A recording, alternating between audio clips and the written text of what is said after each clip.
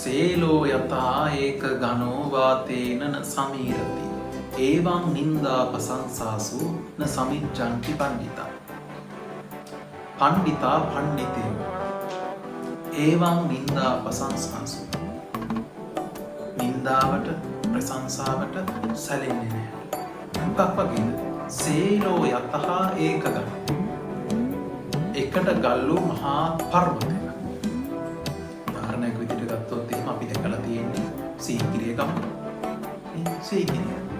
එකට ගන වූ මහා පර්වතයක්. සේලෝ යතා ඒක ගන. වාතේන සමීරති. උලඟකට ඒ පුරා වායුවකට සොලවන්ට පුළුවන්කමක් නැහැ.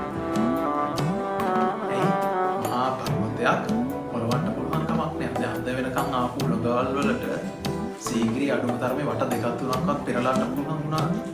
එහෙම කරන්න බෑ. ඒ වගේලු කාගේද? නුවණැත්තාගේ පඬිතයාගේ සිත ඒවං නින්දා පසංසාසු න සමිච්ඡති පඬිතය. පඬිතයාගේ සිත නම් හොලවන්න බැරිලු වුණාද? අටලෝ දහමි. ලාභ අලාභ යස අයස නින්දා ප්‍රශංසා සැප දුක මේ කියන අටලෝ දහමින් පණ්ඩිතයාගේ සිත එහෙම නැත්නම් නුවණැත්තාගේ සිත ධර්මයේ පිළිබඳව දන්න කෙනාගේ සිත සොලවන්ට කම්පා කරන්න බැරිලු. අර පොඩි හුලඟකට මහා පර්වතයක් කොලවන්න බෑ වගේ. හොඳ උදාහරණයක් තමයි ලෝතුරා බුදුරජාණන් වහන්සේ. අපගේ භාග්‍යවතුන් වහන්සේ මේ අටලෝ දහම සමසිතින් දරාගත්ත සමසිතින් විඳගත්ත කෙනෙක්.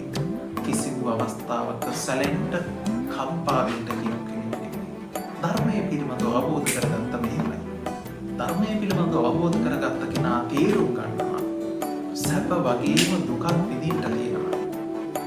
යස වගේම අයසක් තියෙනවා. ඒ වගේම ලාභ වගේම අලාභ තියෙනවා. ධර්මයේ පිළිබඳව අවබෝධයක් නැති අය මොකක්ද තෝරගන්නේ? අර හොඳ පැති හතර විතරක් ගන්නවා. ඒ පැත්ත අරගෙන ඒ පැත්ත ලැබීමේදී සතුට වෙනවා. ඒ වගේම ආඩම්බර වෙනවා. මේ සතුටටපත් වෙනවා. අනිත් පැත්ත අලාභයයි අපි හඳුන්වන පැත්ත. නැත්නම් දුකක්යයි අපි හඳුන්වන පැත්ත ලැබෙනකොට දුක් වෙනවා. කනගාටු වෙනවා. අනේ අපිටමයි මෙහෙම වෙන්නේ. කියන්නේ නැද්ද? කියනවා. අපටමයි මෙහෙම වෙන්නේ. එහෙම නෙවෙයි. ඔය ඇත්තන්ට විතරක් නෙවෙයි. සියලුම දෙනාට හිම වෙනවා. කොහොමද? අටලෝ දහමට මුහුණ දෙන්න. අටලෝ දහමට මුහුණ දෙන්න පුරුදු වෙන්න. එහෙම අටලෝ දහමට මුහුණ දෙන්න පුරුදු වෙන්න බැරි වුණොත් එහෙම ශක්තිය නැති වුණොත් එහෙම ඔබ කල්පනා කරනවා අනේ අපටමයි මෙහෙම වෙන්නේ කියලා. ඔය ඇත්තන්ට විතරක් නෙවෙයි ලෝතුරා බුදුරජාණන් වහන්සේටත් අටලෝ දහමට මුහුණ දෙන්න සිදුවෙනවා.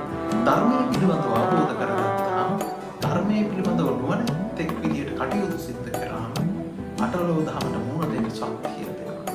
හිත හදාගන්න පුළුවන්කම තියෙනවා. මේ තමයි ලෝකයේ ස්වභාවය කියලා තේරුම් ගන්නවා. ඔය ඇත්තෝ පඬිතෙක් බවට පත් වෙන්න. ධර්මයේ පිළිබඳව තේරුම් ගත්ත කෙනෙක් බවට පත් වෙන්න. මේ ලෝකයේ ස්වභාවය මේ ලෝකයේ සියල්ලක් නිරන්තරයෙන් පෙරලා අපට අටලෝ දහමට මුහුණ දෙන්න සිද්ධ වෙනවා. තේරුම් ගන්න. එහෙම නාම තමන්ගේ ජීවිතයේ සතුටින් ගත කරන්න